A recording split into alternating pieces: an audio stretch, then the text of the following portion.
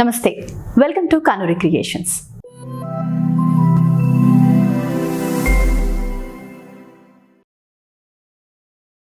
ఇవాళ మనతో పాటు ఉన్నారు చైల్డ్ డెవలప్మెంట్ ఎక్స్పర్ట్ సౌమ్య గారు. మాట్లాడదాం. నమస్తే అండి సౌమ్య గారు. నమస్తే అండి.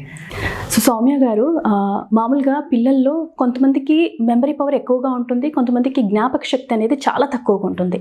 సో అంటే మీరు అన్నారు ప్రతి చైల్డ్ ఈజ్ వెరీ యూనిక్ అని. So I believe that. So అందరికీ మెమరీ పవర్ ఈక్వల్గా ఉంటుందని నేను బిలీవ్ చేస్తాను. సో పిల్లల్లో ఈ మెమరీ పవర్ అనేది, ఈ ఏకాగ్రత అనేది ఎలా పెంచాలి అంటారు పేరెంట్స్ వైపు నుంచి? సో ముందుగా కొంతమంది పిల్లలకి ఎక్కువ ఉంటుంది, కొంతమంది పిల్లలకి తక్కువ ఉంటుంది అని మనమే అనేసుకుంటున్నాం. కానీ ఒక చైల్డ్ 2 ఏళ్ళకి ఒక మెమరీ యాక్టివిటీ చేసేటప్పుడు కానీ he'll be very smart enough. కానీ ఇంకొక చైల్డ్ 3 ఏళ్ళకి he will be in that stage of showing his memory power. అంటే each child takes their own time to build up their memory power or the ఏకాగ్రత, whatever మీరు చెప్తున్నారు చూడండి. కాబట్టి ప్రతి child they take their own time in building up their own capability.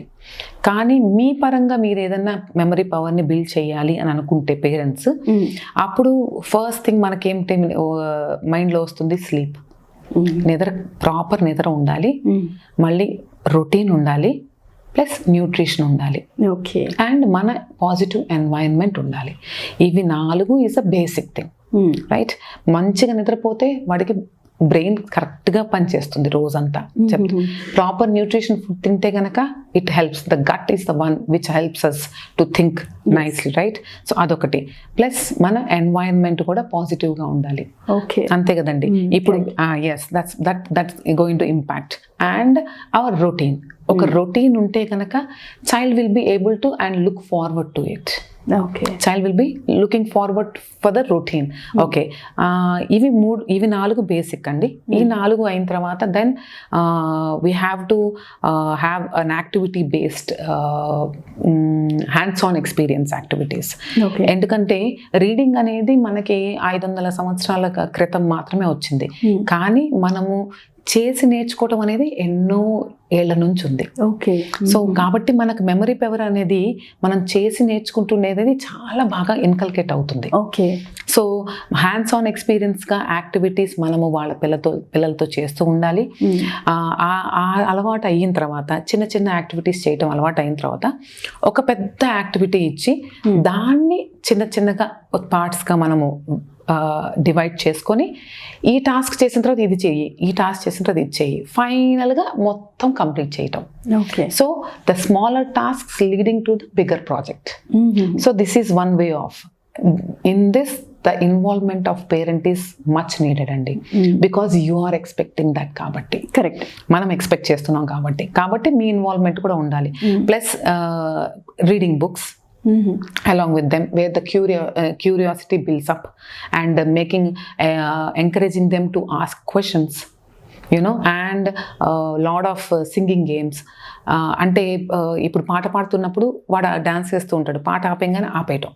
So that the listening skills, these kind of. And the board games and mindful games like, ఇప్పుడు చూడండి, ఈ చేయాల పెట్టి చేపెట్టనుకోండి, okay, these are the logical games. And oka paper meeda 2 musical notes on both the sides with a partition, and he'll be holding the pencils, and the music notes, according to that he needs to beat the pencil. These are the activities, examples I'm giving you, okay, which the memory power and the concentration builds up. Okay. Yes, for the child.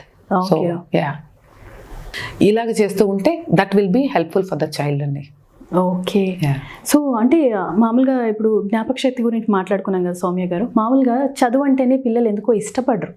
అంటే ఏం చదువుకోవాలా, స్కూల్కి వెళ్ళాలా అని ఒక థాట్లో ఉండిపోతారు పిల్లలందరూ. ఇప్పుడు చదువు పైన వాళ్ళకి ఎక్కువగా ఆ ఏకాగ్రతని పెంచాలి అన్నా ఏం చేయాలంటారు మరి? చదువు పైన ఏకాగ్రత అన్నారు కాబట్టి, ముందుగా చదువు అనేది భయపడుతున్నారు అంటే మనము ఒక అది మనమే బిల్డప్ చేసామా లేకపోతే వాళ్ళంతటి వాళ్ళకి అయిందని మనం గమనించుకోవాలి ముందు.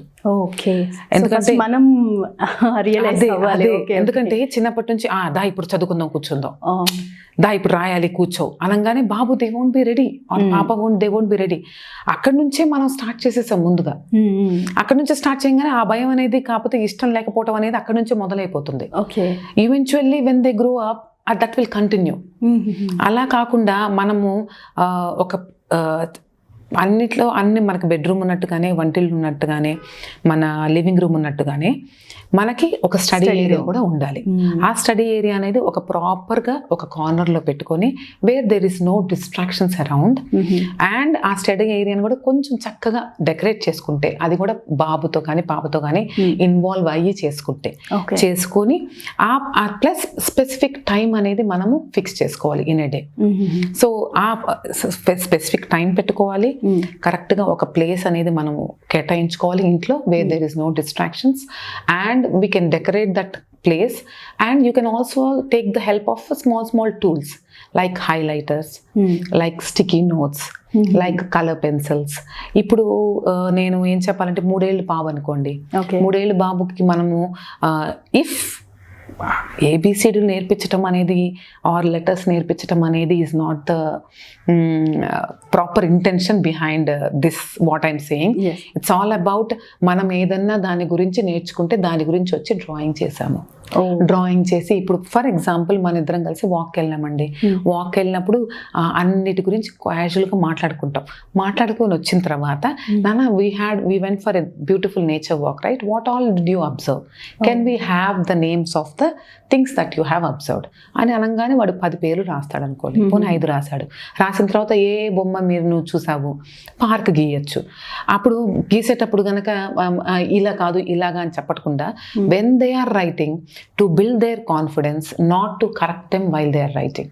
ఓకే, మొత్తం వాళ్ళు రాసేసినా ఎలా డ్రా చేసినా కానీ you should be happy about it. I like the way you drew, now it's my turn, can I draw అని చెప్పి మీరు డ్రా చేయొచ్చు. అప్పుడు మీది చూసి వాడు నేర్చుకుంటాడు. ఓకే, అంతే. సో అలాగ కాన్వర్సేషన్ చేసేటప్పుడు వాడు స్లైడ్ రాయొచ్చు. ఇప్పుడు ఒక ప్లాంట్ గురించి వచ్చింది అనుకోండి, అప్పుడు ప్లాంట్స్ డ్రా చేస్తారు, ప్లాంట్ రాసి పార్ట్స్ ఆఫ్ ద ప్లాంట్ రాస్తున్నారు. ఇవాళకి ఇది చాలు, మోర్ దెన్ ఇనఫ్. అందులోనే వాడు లెటర్స్ రికగ్నిషన్ చేస్తాడు, ఎన్ని చెట్లు చూసామంటే కౌంట్ చెప్తాడు. So that's how the learning process comes when they are the young, when the child is young, you know that eventually. ఇలాగ మనం ఇంట్రెస్ట్ కనుక మనం బిల్డప్ చేసి ఎంకరేజ్ చేస్తే కనుక వాడు ఇంట్రెస్టింగ్గా ఆ ఏరియాకి వెళ్ళి కూర్చొని చేస్తాడు.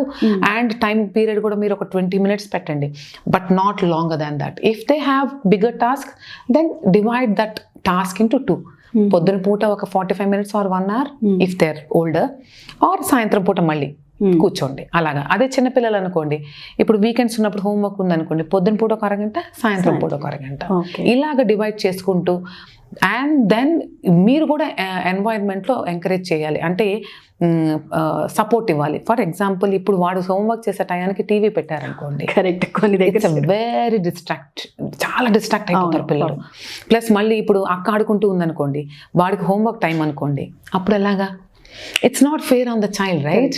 సో ఆ ఎన్వైరన్మెంట్ కూడా చాలా ఇంపార్టెంట్ అనేది. సో అప్పుడు అక్కకి అంటే అంత కరెక్ట్గా వాళ్ళకి 2 పిల్లలు ఉన్నప్పుడు అటు ఇటు చూసుకోవాలంటే కష్టం అవుతుంది కాబట్టి, but stick to it, but without any distractions.